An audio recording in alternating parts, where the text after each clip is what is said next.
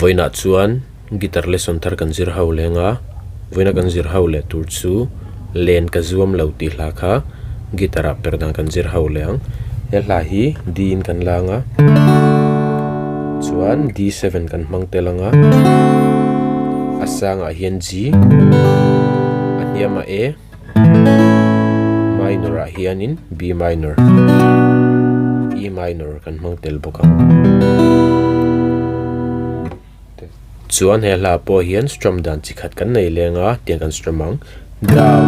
down up down up down down down up ti khan down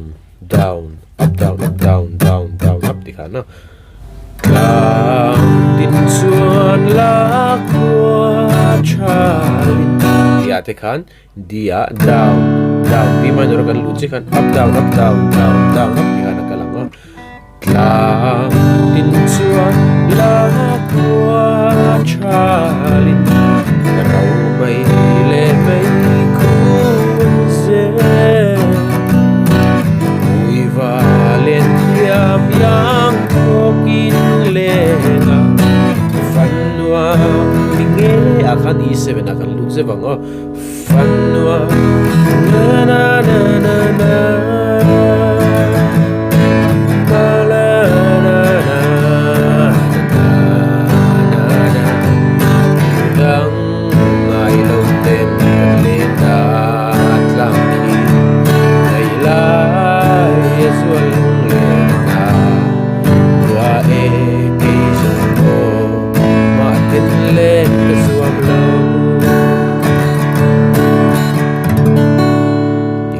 kan strumang o la chu chuan a hlam eling karon play lenga